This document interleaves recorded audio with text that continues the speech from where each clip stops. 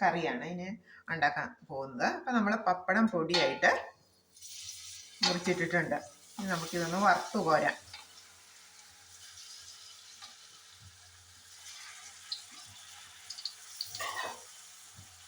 ഈ പപ്പടം പൊടിയായിട്ട് നമ്മൾ പപ്പടം കൊണ്ടാട്ട് തയ്യാറാക്കാനൊക്കെ ചെയ്യുന്നത് പോലെ തന്നെ നമ്മൾ ചെറുതായിട്ട് അരിഞ്ഞ് നമ്മൾ നന്നായിട്ടൊന്ന് വറുത്ത് കോരിയെടുക്കണം.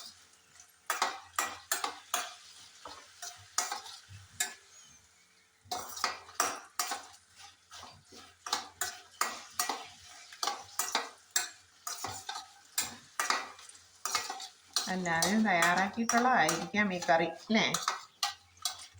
അതാ പഴമക്കാരുടെയൊക്കെ ഒരു ഒഴിച്ചുകറിയാണ് പപ്പടം വെച്ചിട്ടുള്ള.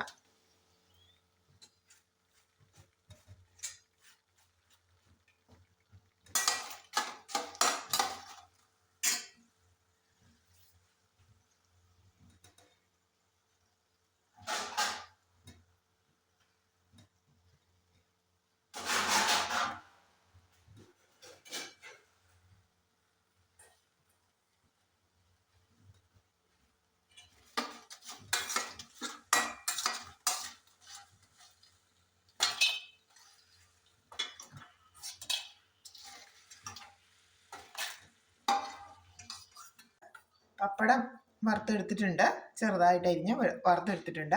ഇത് നമുക്ക് ബാലൻസ് വന്ന എണ്ണയിലേക്ക് നമുക്ക് മുളക് പൊടി ഇട്ട് കൊടുക്കാം. ആയിട്ട് മുളക് പൊടി ഇട്ട് കൊടുക്കാം.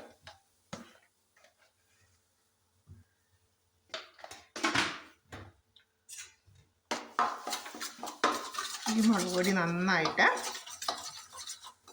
മൂത്ത് വരുമ്പോഴേക്കും നമുക്ക് പപ്പടം വറുത്തെടുത്ത ചട്ടി നന്നായിട്ട് ചൂടായിട്ടിരിക്കുകയാണ്. അപ്പം വീണ്ടും നമ്മൾ തീ കത്തിക്കേണ്ട ആവശ്യമില്ല. തീ കത്തിച്ചാൽ മുളക് കരിഞ്ഞു പോകും. അപ്പോൾ നമ്മൾ ഈ വറുത്ത് കോരിയിട്ടുള്ള പപ്പടം നമ്മൾ ഈ മൂപ്പിച്ച മുളകിലേക്ക് ഇട്ട് കൊടുക്കുന്നു.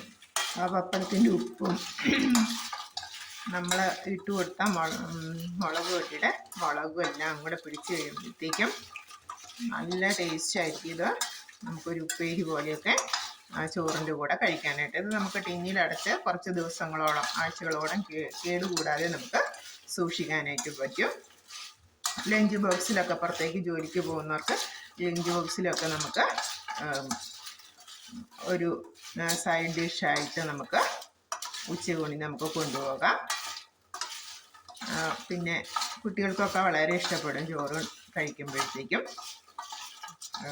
പപ്പട കൊണ്ടാട്ടം ഉണ്ടെങ്കിൽ നമുക്ക് മീൻ വറുത്തതും അങ്ങനെയൊന്നും ഇല്ലാത്തൊരു സാഹചര്യം വരുന്ന ദിവസങ്ങളിൽ നമുക്ക് ഒരു ഒഴിച്ചുകറിയും ഒരു തോരനും പപ്പട കൊണ്ടാട്ടം ഉണ്ടെങ്കിൽ നമ്മുടെ ഉച്ചയൂണ് നല്ല സൂപ്പറായിട്ടുണ്ട്.